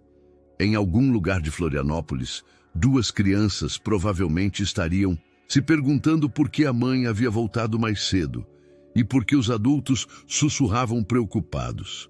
A ideia lhe deu uma nova determinação. Não permitiria que as manipulações de Sandra Pereira ou as ambições de Almeida destruíssem a frágil conexão que ele havia começado a construir com seus filhos. O escritório provisório que Alberto havia estabelecido no Hotel Emiliano havia se tornado um centro de operações. Telas mostravam cotações da bolsa em tempo real, enquanto sua equipe jurídica trabalhava freneticamente em documentos espalhados sobre cada superfície disponível. Temos algo, anunciou Patrícia, sua principal investigadora, entrando com uma pasta. Transferências bancárias para a conta de Sandra Pereira. 3 depósitos importantes no último mês, todos provenientes de uma empresa fantasma no Panamá. Alberto pegou a pasta. Conseguiu rastrear a origem? Melhor ainda. Patrícia sorriu. A empresa fantasma pertence a um primo de Carlos, Almeida. Então tudo está conectado, murmurou Alberto. A tentativa de compra da empresa de Florianópolis, a ação de paternidade, a investida hostil. É uma estratégia de 3 frentes, concordou Marcelo, que havia estado monitorando as ações. Atacar sua reputação pessoal, desestabilizar o valor da empresa e pressionar a comunidade de Florianópolis. Alberto se levantou e caminhou até a janela.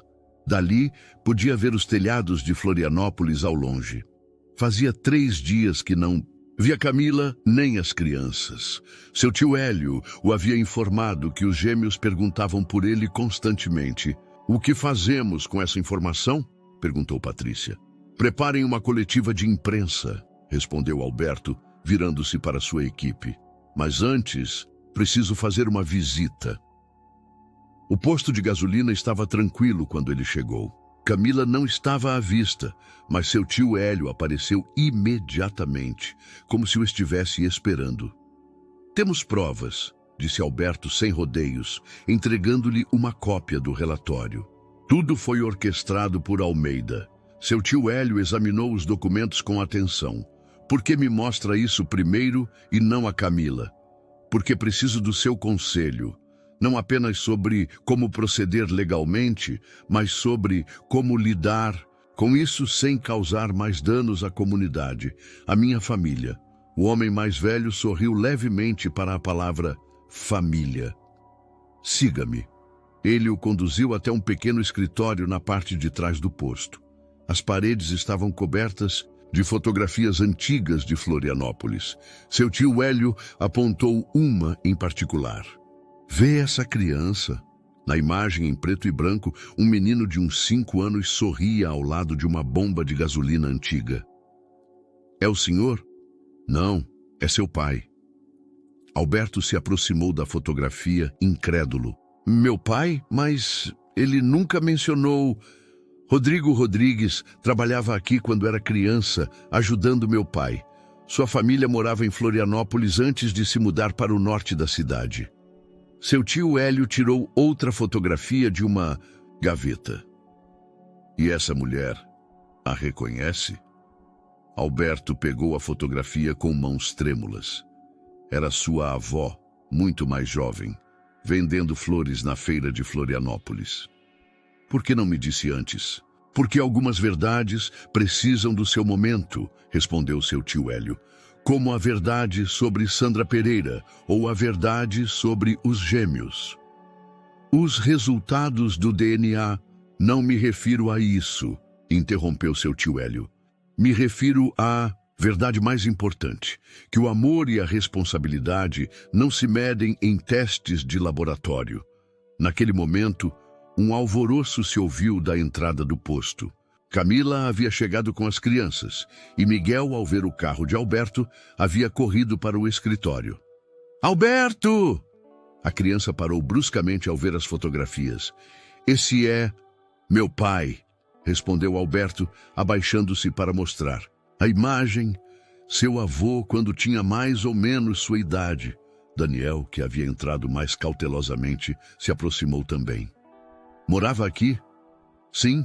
Alberto olhou para Camila, que observava da porta. "Parece que Florianópolis sempre fez parte da nossa história, embora eu não soubesse." "Como nós?" disse Miguel inocentemente, fazendo com que todos os adultos prendessem a respiração. Camila finalmente entrou no escritório. "Vi as notícias esta manhã sobre Sandra Pereira, retirando a ação e confessando o suborno." "Temos todas as provas", confirmou Alberto. "Almeida está por trás de tudo. E a empresa? O conselho administrativo está do meu lado agora. A tentativa de investida hostil fracassará." As crianças, alheias à atenção da conversa, continuavam examinando as fotografias antigas. Daniel havia tirado seu caderno e começado a desenhar o posto de gasolina antigo.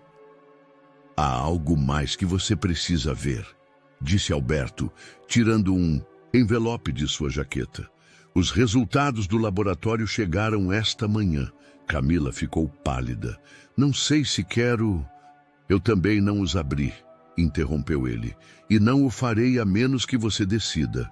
Porque já sei o que preciso saber, que amo essas crianças, que quero ser o pai delas e que nenhum papel pode mudar isso." Seu tio Hélio tossiu discretamente. "Miguel, Daniel, querem me ajudar a revisar o estoque? Vou deixá-los usar o computador."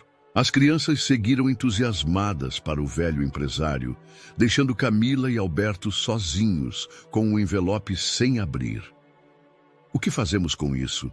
perguntou Camila, olhando o envelope como se fosse uma bomba prestes a explodir. Alberto o segurou por um momento pensativo antes de caminhar até a lixeira e rasgá-lo em pedaços. "O que está fazendo?" Camila o olhou surpresa. "Escolhendo o que realmente importa", respondeu ele. "Meu pai cresceu aqui, trabalhou neste posto de gasolina, provavelmente brincou nas mesmas ruas onde agora brincam Miguel e Daniel. Existem conexões mais profundas que o sangue, Camila. Existem verdades mais importantes do que as que um teste de DNA pode revelar." Camila observou os pedaços de papel na lixeira, um sorriso hesitante se formando em seus lábios. "Você sempre foi teimoso. Teimoso o suficiente para não desistir da nossa família", respondeu ele, se aproximando. Se nos der outra chance."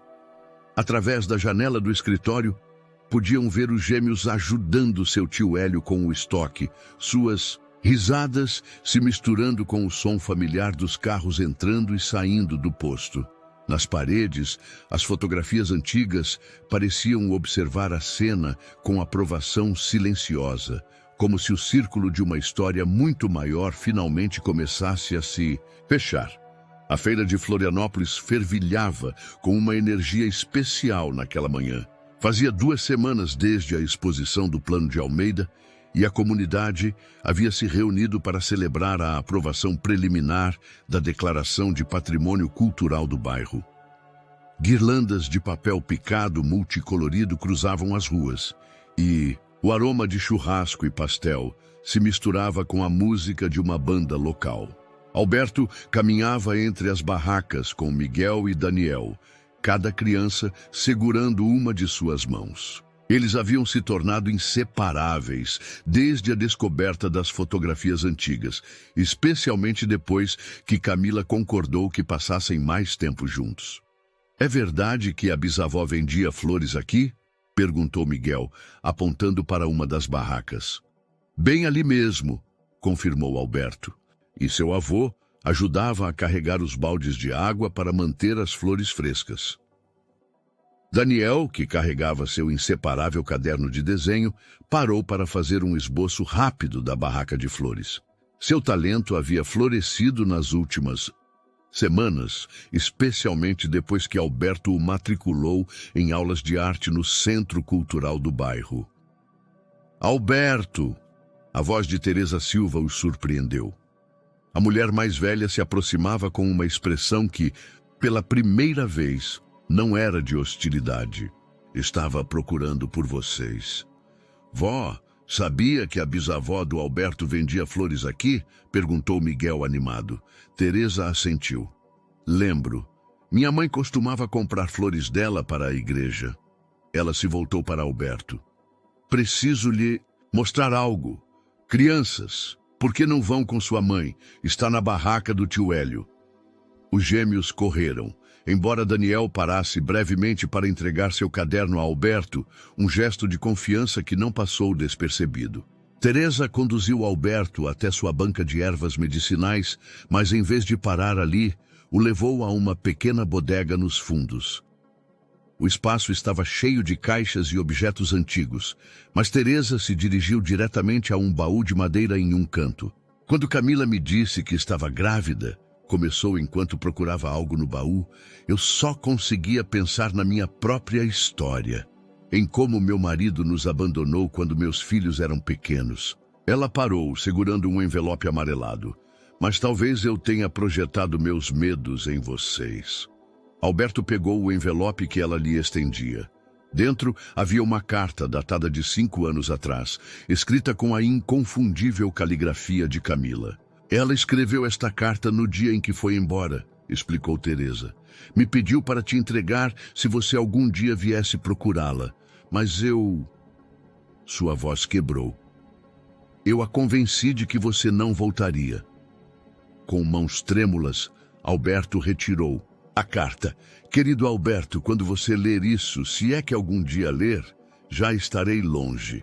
Levo seus filhos em meu ventre e o medo em meu coração. Não o medo de que você não os ame, sei que amaria, mas o medo de ser um obstáculo em seu caminho para o sucesso que você tanto perseguiu. Minha mãe diz que você é como meu pai, que o trabalho sempre será sua prioridade. Mas em meu coração sei que você é diferente. Sua determinação nasce do amor, não do egoísmo. No entanto, não posso pedir que você escolha entre seus sonhos e uma família que não esperava. Se algum dia encontrar esta carta, significa que você veio me procurar. E se você veio, talvez signifique que estava enganada. Que o amor pode ser mais forte que a ambição. Te amarei sempre, Camila. Alberto levantou o olhar da carta para descobrir que Teresa chorava silenciosamente. Desculpe, sussurrou a mulher mais velha. Minha dor obscureceu meu julgamento. Os separei por meus próprios medos. Não, respondeu Alberto suavemente. Me separei eu mesmo, muito antes, por não saber demonstrar o que realmente importava. Mas você voltou, disse Teresa. E não apenas voltou, você demonstrou ser diferente. A forma como protege o bairro, como ama as crianças independente do sangue. Um alvoroço vindo da feira interrompeu a conversa. Ao sair da bodega, encontraram uma multidão reunida em torno da barraca do tio Hélio. Camila estava lá, segurando um jornal, com os gêmeos pulando animados ao redor dela. Você conseguiu! Gritou Miguel ao ver Alberto. Florianópolis está salva! Camila lhe estendeu o jornal. A manchete anunciava: aprovada declaração de patrimônio cultural para bairro histórico de Florianópolis. Grupo Almeida retira projetos de desenvolvimento. Não fui eu sozinho, respondeu Alberto olhando ao redor. Foi toda a comunidade. Mas você nos deu as ferramentas, interveio seu tio Hélio, que havia se aproximado sem que percebessem. E mais importante ainda, você nos devolveu a esperança. Daniel puxou suavemente a manga de Alberto. Isso significa que você vai ficar? A criança segurava seu caderno aberto, mostrando um novo desenho. O antigo posto de gasolina do tio Hélio, mas com um detalhe especial. Nele, uma família completa, mãe, pai e duas crianças, sorria em frente ao prédio. Camila se aproximou para ver o desenho, e seus olhos se encontraram com os de Alberto. Neles, ele pôde ver o eco das palavras escritas 5 anos atrás, mas agora sem medo, apenas esperança. Eu ficarei, confirmou Alberto, abraçando os gêmeos, enquanto olhava para Camila. Se vocês me aceitarem, ficarei para sempre. A música da celebração parecia mais alta agora, e o papel picado dançava no ar como bênçãos multicoloridas. Teresa e seu tio Hélio trocaram olhares de satisfação, enquanto os vizinhos se aproximavam para parabenizá-los. No meio do burburinho, Camila pegou a mão de Alberto. Bem-vindo à casa, sussurrou. E nessas 3 palavras estava contido todo o perdão, todo o amor e toda a promessa de um futuro juntos. O pôr do sol pintava de laranja e rosa os muros coloniais de Florianópolis, enquanto Alberto supervisionava a mudança. Ele havia escolhido uma casa modesta, mas espaçosa, a poucas quadras do posto de gasolina. Grande o suficiente para uma família, mas sem a ostentação que caracterizava suas antigas propriedades. Tem certeza disso? Perguntou Camila, observando os trabalhadores descarregando caixas de livros no que seria o escritório compartilhado. Você poderia comprar qualquer mansão no norte da cidade. Esta é a casa perfeita, respondeu ele, apontando para as paredes de pedra calcária. Olha! Até tem o mesmo tipo de construção que fascinava sua mãe nas ruínas arqueológicas. Teresa, que havia estado ajudando a organizar a cozinha, apareceu ao ouvir seu nome. Seu relacionamento com Alberto havia evoluído para um ponto de respeito mútuo, especialmente depois que ele a surpreendeu consultando-a sobre a restauração de elementos tradicionais da casa. As pedras têm memória, comentou ela, passando uma mão pela parede. Esta casa viu crescer muitas famílias. Olha o que encontramos! A voz animada de Miguel interrompeu a conversa. Ele e Daniel entraram correndo, segurando algo que haviam descoberto no quintal. Com cuidado, alertou Camila, mas sua preocupação se transformou em surpresa ao ver o que as crianças haviam desenterrado. Uma pequena caixa de metal oxidada pelo tempo. Daniel, sempre o mais observador, já havia começado a desenhar a caixa em seu caderno. Parece muito antiga, comentou, adicionando detalhes ao seu esboço. Alberto se ajoelhou ao lado dos gêmeos. Querem que a abramos juntos? A caixa continha vários tesouros, fotografias amareladas, cartas antigas e o que parecia ser um diário. Todas pertenciam à família que havia vivido na casa durante os anos 40. Isso é incrível, murmurou Camila, examinando as fotografias, com seu olhar de restauradora. É um registro perfeito da vida em Florianópolis naquela época. Deveríamos doar para o museu, sugeriu Daniel, surpreendendo a todos, para que outras crianças possam aprender sobre a história do bairro. Alberto sorriu, orgulhoso.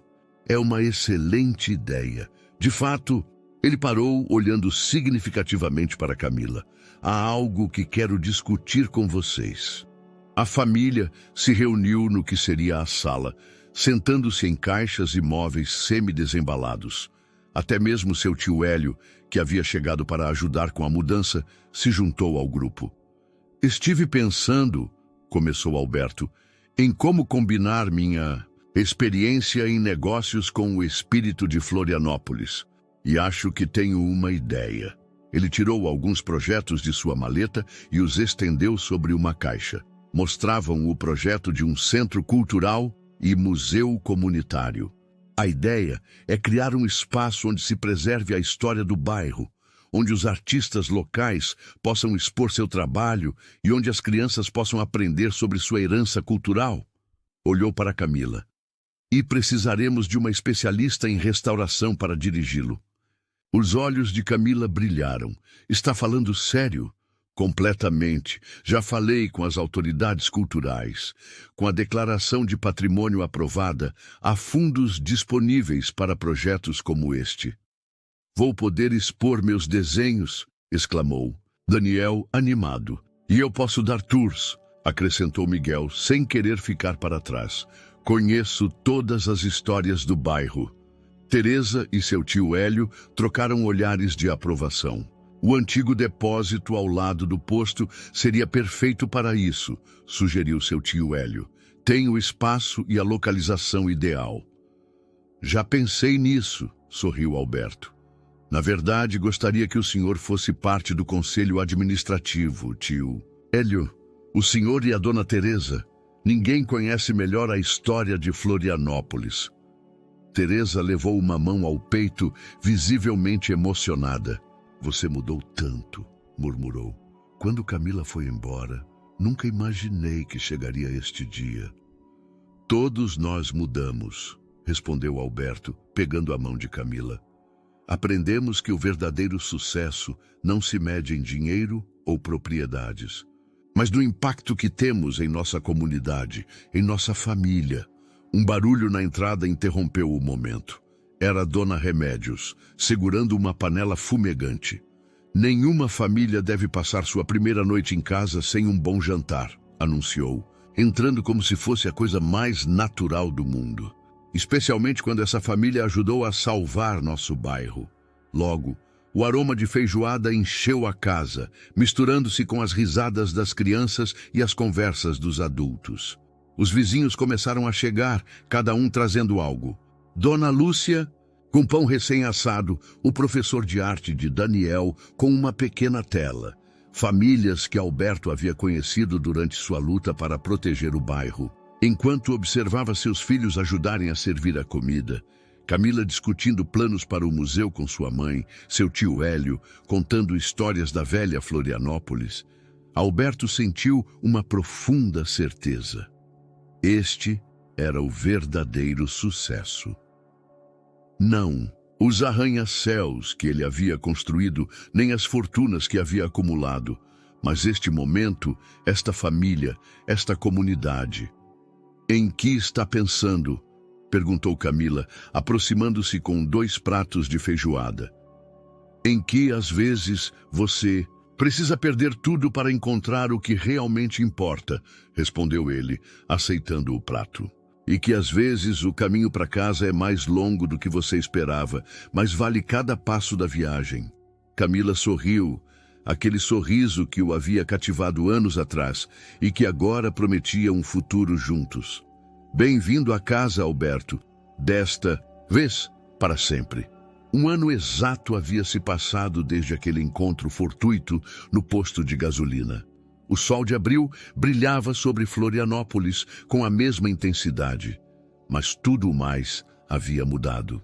O Centro Cultural e Museu Comunitário Florianópolis abria suas portas pela primeira vez. O antigo depósito ao lado do posto de gasolina havia se transformado em um espaço luminoso e acolhedor, onde as paredes de pedra calcária restauradas contavam a história do bairro através de fotografias, objetos e lembranças doados pelos vizinhos. Camila, vestida com um vestido tradicional bordado, dava os últimos retoques em uma vitrine onde era exibida a caixa de metal encontrada durante a mudança. Ao seu lado, Daniel ajustava meticulosamente a moldura de sua primeira exposição. Uma série de desenhos que documentavam a transformação do bairro durante o último ano. Tudo pronto? Perguntou Alberto, entrando com Miguel, que carregava orgulhoso uma credencial que o identificava como guia oficial do museu. Quase, respondeu Camila, sorrindo ao ver seu filho praticando seu discurso de boas-vindas. Teresa e o tio Hélio estão terminando de organizar a cerimônia no pátio.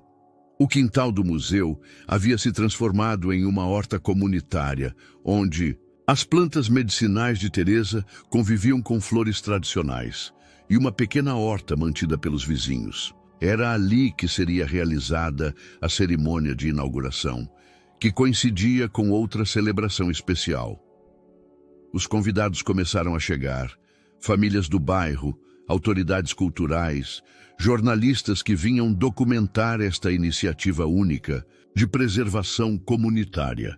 Entre eles, Alberto reconheceu vários de seus antigos sócios comerciais, que observavam com espanto como o lendário incorporador imobiliário havia encontrado um novo propósito. Nervoso? Perguntou seu tio Hélio, aproximando-se de Alberto enquanto este ajustava sua camisa branca. Um pouco, admitiu ele, mas não pela inauguração. Seu tio Hélio sorriu sob seu bigode grisalho. O amor é mais assustador que qualquer negócio, não é? Antes que Alberto pudesse responder, Miguel apareceu correndo. Já é hora, todos estão esperando. O pátio havia se enchido de gente. Guirlandas de flores frescas e papel picado decoravam o espaço, e o aroma de incenso de copal se misturava com o das flores de maio.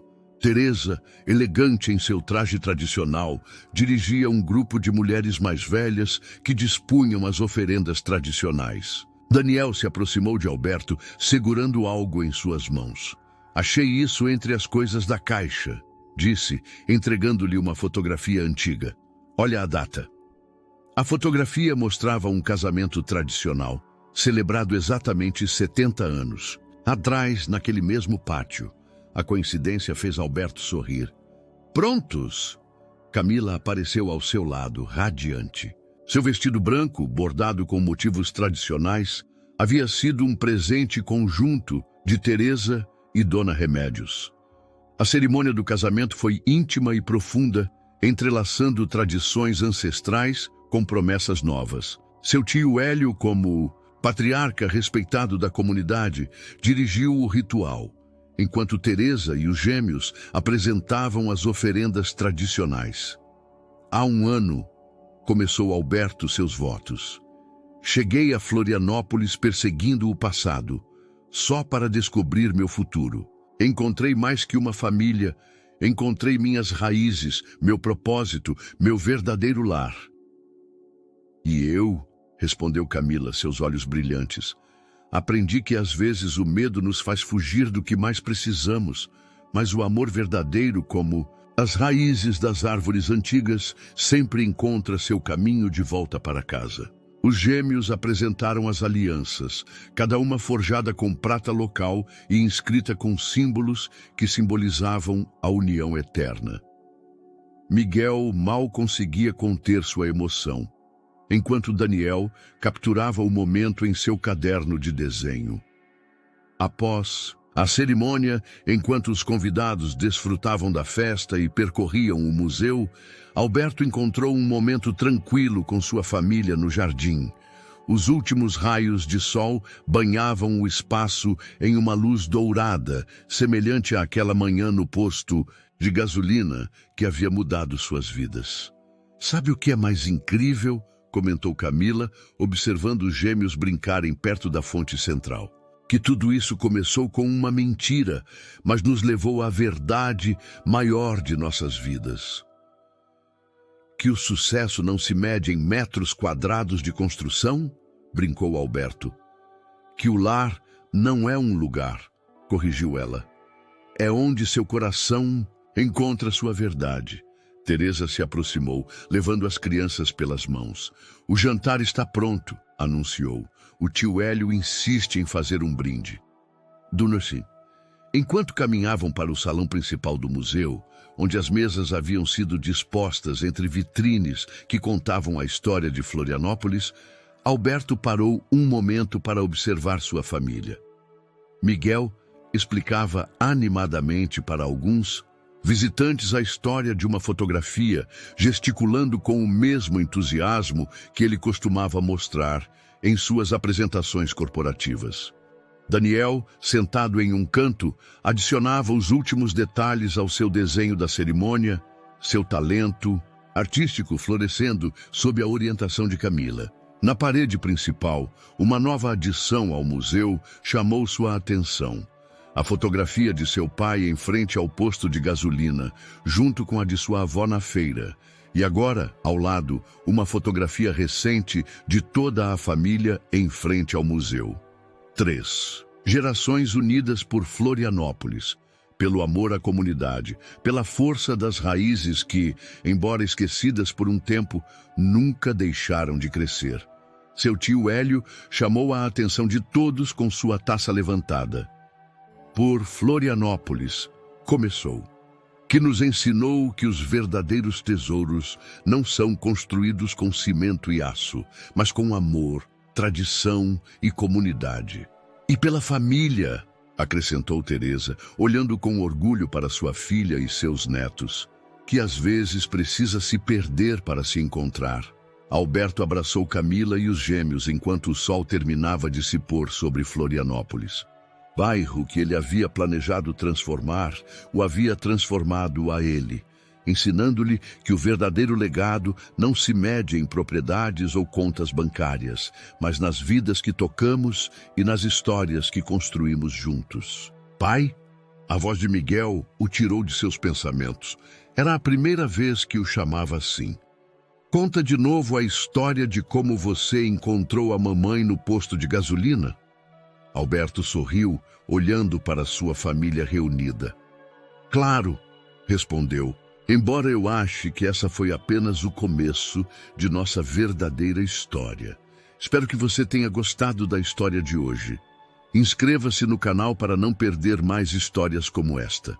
Dê um like e comente abaixo o que você achou da história. Nos vemos no próximo vídeo."